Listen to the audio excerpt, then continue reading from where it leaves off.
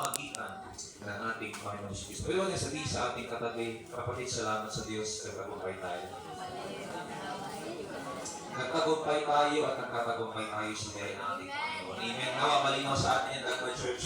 Nagtatagumpay na hindi dahil sa ating sarili. Hindi nagtatagumpay tayo dahil sa ating Panginoon. Hindi dahil meron tayong pera, hindi dahil meron tayong lakas, hindi dahil sa bilay ng ating Panginoon. Verse 58. Kaya na. Sabi sa ating katabi, kaya na. Hallelujah. Kaya nga, mga kapatid kong minamahal, kayo'y magsitatag, huwag magkilos na laging sumasagana sa gawa ng Panginoon. Iyamang nalalaman ninyo na hindi walang kabuluhan ang inyong gawa sa Panginoon. Kayo lang yung sinabihan ko niya na hindi kayo natuwa. Nung narinig ninyong ang inyong ginagawa ay walang kabuluhan, parang kayo lang yung narinig ko na nakarinig na hindi kayo manangat. Hallelujah, salamat Lord. Lahat pala ay may pulos. Lahat pala ay may kwenta. Lahat pala ay may silbi. Hallelujah. Praise the Lord, praise the Lord. Manalangin tayo mga kapatid. Panginoong Jesus. Saksi kami, Panginoon, kung paano mapulikilos sa bawat pagtitipon sa iglesia.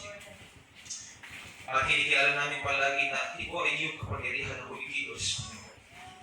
Ito ang iyong Espiritu Santo, Panginoon, na gumagawa sa buhay ng bawat isa. Nakahanda na po kami tumanggap ng kalakasan, maging ang pagtutuwid, pagkatama sa aming buhay pananampalataya. At Panginoon, samahan mo po ang iyong lingkod sa pagtuturo, pag-aaral ng iyong mga salita.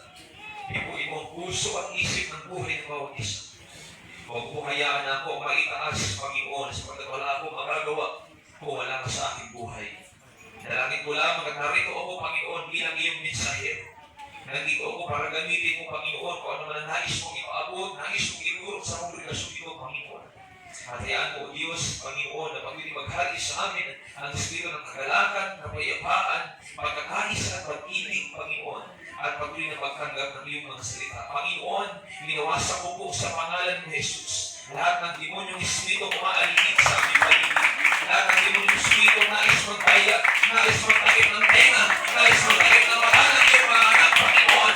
Huwag mo hayaan, Diyos, na kami, Panginoon, itayain ang tao, Panginoon. Kundi patuloy, Panginoon, magturo ka, mag-intig, magtayo, Panginoon, ng bawat prinsipyo, tawag pananaw, Panginoon, sa aming buhay. Sapagkat ito, kailangan namin bilang nalapit namin pagbabalik, Panginoon, na kami ay patuloy na tumatag, tumibay sa iyong mga salita, sa aming pananampalataya, Panginoon. In the name of Jesus, O God, ito po ang aming panalangin na may pagtitiwala, at ikaw na po bahala sa nalalamig oras, Panginoon. Sa pangalan mo, Panginoong Jesus. Amen, amen, amen. Hallelujah. Uli po lang pa natin yung malakas sa ating Panginoon. Yes! Bago kayo po, mga kapatid, sabihin natin yung pamagat sa ating katabi. Yan ang magatan ko po itong walang sayang. Walang sayang, mga kapatid. Hallelujah. Tapilin mo ang likod kung minsin, mga kapatid, walang sayang. Hallelujah, hallelujah. Pagpalain ng Diyos sa kanyang mga salita. Mga kapuntay lang, mga kapatid. Sa 3 taon natin sa iglesia ito ng Dagmay, and by the way, happy anniversary, Dagmay Church. Happy 3rd anniversary ng ministry o bilang pastor, at happy 3rd anniversary ng kongregasyon o pagkakatatag ng simbahan sa iglesia ito, mga kapatid. Hallelujah. Sa 3 taon natin naglilingkod dito sa lugar ng Dagmay, hindi po tayo mabuhan sa pagsubok na ating naranasan. Nakita natin, naranasan natin, kasi hindi na natin basta nakita sa ating kapitbahay ang ating mga pagkataan ng pagsubok. Even tayo rin ay tines. Even tayo rin ay sinubok. Pagi ako bilang pastor ay sinubok. Ako bilang pastor ay nakaranas ng pagsubok o problema. Nakaranas ng kawalan, nakaranas ng kahirapan, mga kapatid. Lahat tayo ay may bahagi sa ganitong pagsubok sa ating pananampalataya. Kaya nga lagi natin sabi, hindi po tayo nag-iisa. Amen. At may mga pagsubok na dumating sa buhay ng ating mga kapatid na malaki, mayroon naman sa iba na maliit. May ibang pagsubok na dumating sa mga kapatid na mahaba, pero mayroon naman ibang pagsubok na dumating sa kapatid na maiksi na. May mga dumating na pagsubok sa mga kapatid na mabigat. May mga dumating dumating sa punto ng buhay ng ating mga kapatid na dumaan sa kanilang pagsubok ay magaan. Iba't iba ng panahon, iba't iba ng kalagayan, ngunit iisang may pinagdadaanan. Ito. Iba't iba ng kalagayan, ngunit mayroong iisang pinagdadaanan. Lahat tayo dumaan, dinadaan, at dadaan pa rin. Ito mga kapatid, lahat tayo ay dumaan, dinadaan, at dadaan pa. Para lang patakain. Kaya ang katotohanan mga kapatid na tayo ay dadaan sa mga pagsubok ng ating buhay. Ngunit sa kabila ng pagsubok, ngunit sa kabila ng problema, sa kabila ng kawalan, sa kabila ng kahirapan, sa kabila ng sakit, karamdaman na ating nararanasan, hinihiling pa rin ng Diyos ang ating commitment.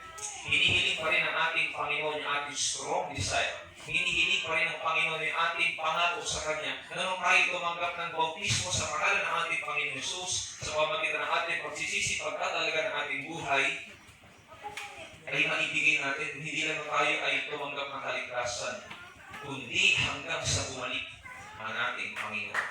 Mga kapatid sa Panginoon, kinakailangan po tayong lahat ay maging committed. Hindi committed ang utak, kundi committed ang puso. Pag sinabi committed, mga kapatid, siya ay mayroong dedikasyon. At siya ay mayroong dedikasyon na siya ay magpapatuloy. Ano man ang karamdaman, ano man ang kahirapan, ano man ang kalagayan namin bilang mag-asawa, maglilingkod kami sa ating Panginoon. Ganon ang commitment. Kung paano kinasal ang ating mga magulang sa lugar na ito, nung sila ay mag-isang dibdib, sila ay mayroong commitment, sila ay mayroong bao, sila ay mayroong ipanan sa harap ng ating Panginoon na sila magsasama sa hirap at ginhawa, sa lungkot at saya, sa sakit at karamdaman. Ganon din sa ating Panginoon, mga kapatid. Ang ating po pagkikipagrelasyon sa Panginoon ay parang asawa din, na hindi po ito basta-basta pwedeng paghiwalayin ng sino man. At hindi tayo pwedeng sumuko na lang basta sa buhay natin bilang mananampalataya. Kundi kailangan nating magpatuloy. Sabi sa kami, magpatuloy. Hallelujah. At ano itong nais ituro ng ating Panginoon na pag sinasabi ng salita ng Diyos na maging committed? Ano yung ibig sabihin ng ating Panginoon kapag sinasabi niya na tayo ay magkaroon ng dedikasyon at determinasyon sa ating pananampalataya? Ang ibig sabihin ng mga kapatid ay kinakailangan ng desisyon sa ating buhay. Araw-araw, bawat minuto, bawat segundo ng paglilingkod natin sa Panginoon, kaakibat nito ay desisyon. Midweek service ngayon, pupunta ba ako o hindi? Desisyon. Prayer time. Desisyon. Mananalangin ba ako o hindi? Pag nanalangin ako, luluhod ba ako o hihiga? Oo. Desisyon.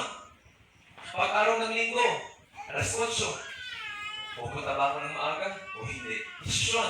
Bawat araw, bawat segundo, minuto ng ating buhay pananampalataya ay umiikot palagi sa isang desisyon. Kung malayo ang bahay, magpapaaga ba ako o magpapalit? Pag malapit ang bahay, ganoon din, magpapaaga ba ako o magpapalit? Pag may tubig pang paligo, maliligo ba ako o hindi? Lahat. Ilabas natin yung simulan ng buhay natin, mag-aaral, trabaho, sa paglilingkod lang sa Panginoon. Bawat segundo ng ating buhay, sa spiritual bilang Kristiyano, kaakibat ito desisyon. Nandiyan si Pastor, papatuloy ko pa sa bahay, hindi. Desisyon pa rin. Nandiyan si Pastor, kakamay ba ako, hindi. Desisyon pa rin. Hallelujah. Praise God. Bawat segundo, laging may desisyon tayong ginagawa. At ano man yung desisyon mo na yun na ginagawa o desisyon ko na ginagawa, ito tindig mo at tindig ko. At ang hinihingi lang ng ating Panginoon, kasi kapag sinabing commitment, meron pong kasamang decision making o pagpapasya. Hindi po pwedeng may pangako pero walang pagpapasya. Kinakailangan ang isang pangako sa Diyos, may pagpapasya. Kailangan mag-decision ka na anuman ang mangyari. Hindi ako tatalikod, Panginoon. Mahirap man ang buhay, hindi ako susuko. Mahirap man ang buhay, hindi ako tatalikod. Mahirap man ang buhay, hindi ko magpapagaya, Panginoon. Kasi ito ay aking commitment sa iyo. Ito ay aking pangako, Panginoon, na aking sinupaan nung ito ay aking tanggapin bilang Panginoon at tagapagligtas ng aking buhay. Sabi mo sa katabi mo, kailangan ng desisyon. Pangalawa, mga kapatid, itong desisyon ay ito. Hallelujah. Kaya nga isa sa mga naging example nito ng desisyon o commitment sa pagsunod sa ating Panginoon si Pedro at ang kanyang mga kapatid, si Andres at si Santiago. Nung sila ay naglilinis ng lamba, sila ay tinawag ng ating Panginoon at ang sabi ng Panginoon, hindi ko na kayo gagawin maing isda ng hayop o isda, gagawin ko na kayo maing isda ng tao. Sa paglilingkod at pagsunod sa ating Panginoon, mga kapatid, ganoon din ang requirements ng Diyos sa atin. Meron kang kinakailangan isuko at meron kang kinakailangan bitawan. Meron kang kinakailangan ikonsidera, hallelujah, alang-alang sa paglilingkod sa ating Panginoon, mga kapatid. Amen? May mga bagay kang kinakailangan isapati. May mga bagay na hindi mo na kinakailangan gawin. May mga bagay na hindi mo na kinakailangan isipin. May mga bagay na hindi mo na kinakailangan i-entertain kasi hindi makakatulong sa paglakad mo sa ating Panginoon.